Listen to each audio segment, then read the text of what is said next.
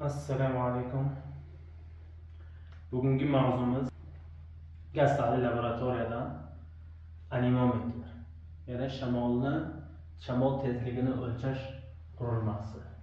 Bugungi 20.03.2025 mavzu.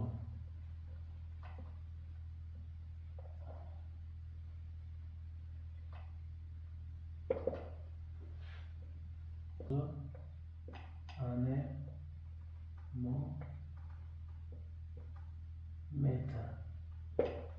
Yani anemometr nima? Anemometr shamol tezligini aniqlashda foydalaniladigan qurilma. Anemometrlar ikki xil bo'ladi. Kosachali anemometr va parrakchali anemometr. Mana bu kosachali anemometr va bunisi esa nima? Parrakchali anemometr. Kosachali anemometr 1,5 metr sekunddan 20 metr sekundgacha bo'lgan shamol tezligini o'lchay oladi. Parrakchali anemometr bo'lsa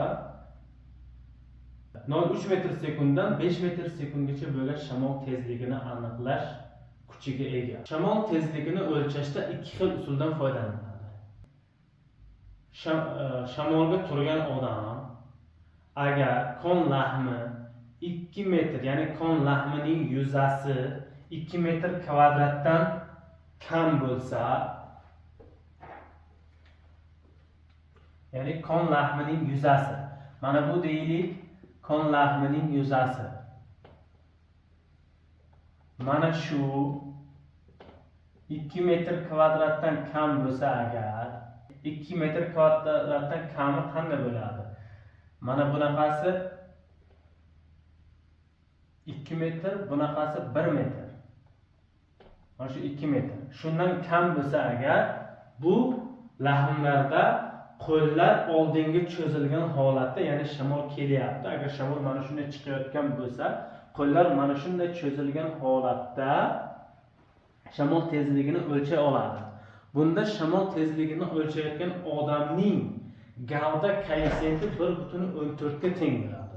Shamol tezligini o'lchayotgan odamning shamolga nisbatan yon tomonda bo'lishi, buning gavda koeffitsiyenti S minus 0,4 ga teng.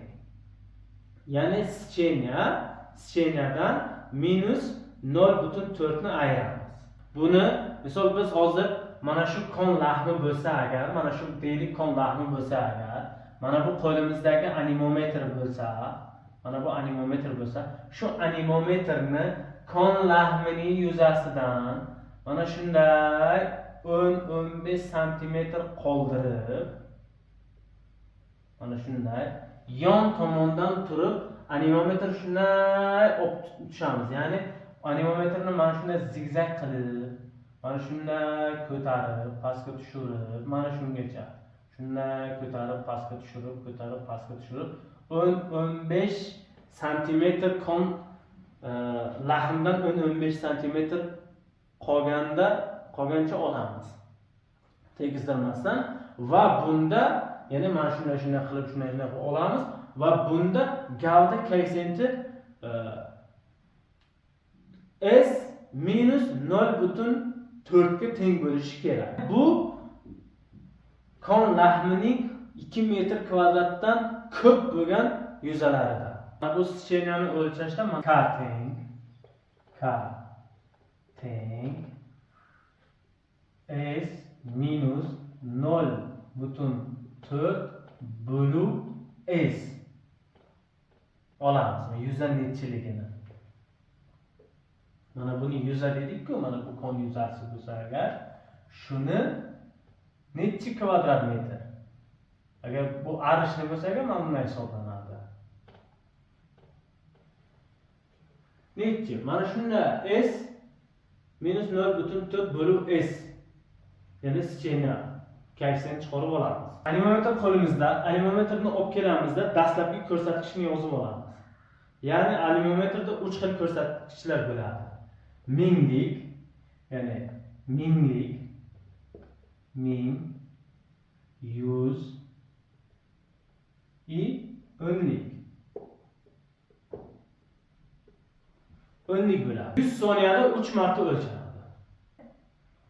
Birinchi olib borganimizdan keyin anemometrning ko'rsatkichlarini yozdirib olamiz. Ya'ni o'zi anemometr nechiga turibdi? Dastlabki ko'rsatkich. Hali hech narsa tekshirmaganmiz va dastlabki ko'rsatkichni yozib olamiz.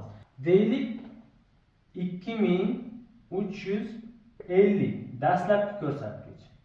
Endi 100 soniyada o'lchaymiz.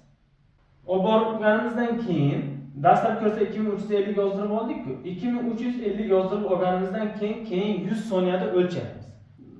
Oldin aytganimizdek zigzag qilib 10-15 sm qoldirib o'lchaymiz shamol tezligini yon tomondan. Va anemometrning ko'rsatkichini 100 soniyadagi ko'rsatkichni yozdirib olamiz. 100 soniyadagi ko'rsatkich nechi bo'ldi? Deylik, birinchi mingligini ko'ramiz. Minglik 2 ga bordi. Keyin xo'sh, yuzlikni ko'ramiz. Yuzlik deylik 4 ga bordi. Mana bu 2, 4, o'nlik deylik 29 bo'ldi. Nechi bo'ldi? 2429. Bu birinchi ko'rsatkich. Va buni bundan ayiramiz. 9 dan 0 ni olamiz. 9 2 dan 5 ni olamiz. Xo'sh. 12 dan 5 ni olamiz. 7. Bu qoldi. 3 dan 3 ni olamiz. 0 2 dan 0. 79 chiqdi. Ikkinchi ko'rsatkich. Endi 2429 ni ikkinchi ko'rsatkichdan ayiramiz. 2522 ko'rsatdi. 2522.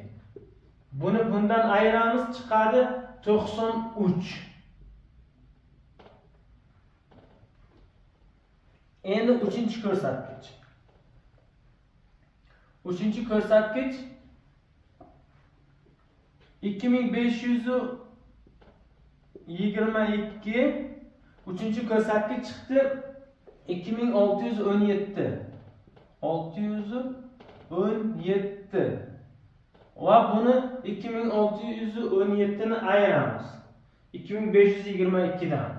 Chiqadi 95. 95 bo'ldimi? Endi bu sonlarni uchovini qo'shib 3 ga bo'lamiz. 79 qo'shuv qavs ichida. 93 qo'shuv 95. Xo'sh, bo'luv 3 teng. Chiqadi, hisoblab chiqamiz. Necha chiqadi? 89. Va buni 100 ga bo'lamiz. 89 ni bo'lamiz 100 ga. 89 ni bo'lamiz 100 ga chiqadi 0.89. Bu nima degani?